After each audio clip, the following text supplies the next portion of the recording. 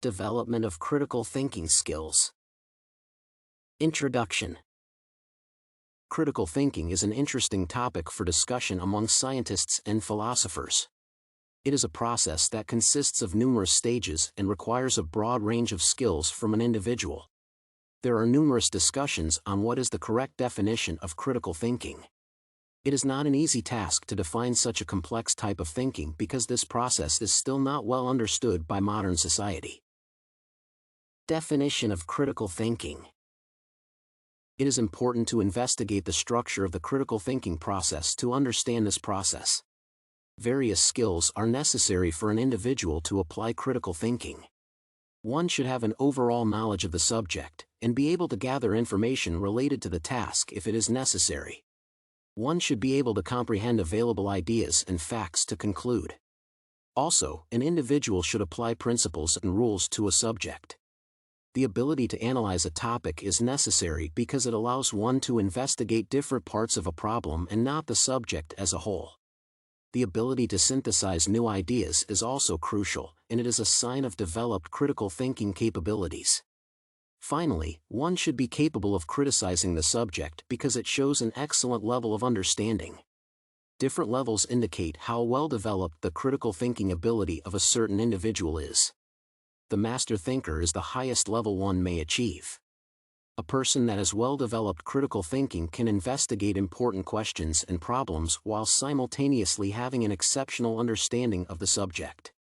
Also, such individuals can gather necessary information that is related to an issue by using abstract ideas. It is paramount to apply this type of thinking to some subjects. This means that there are some situations when a correct decision cannot be made if an individual does not use this type of thinking.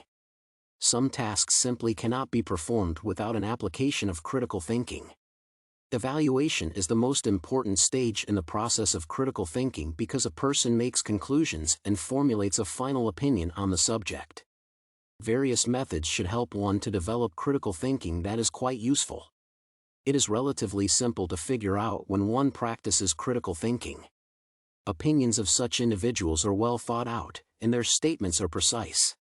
Critical thinking allows one to understand the information, and to make conclusions about how objects are related to each other.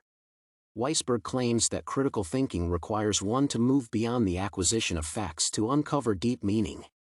This means that one needs to examine his or her inner thoughts to analyze a subject at a critical level.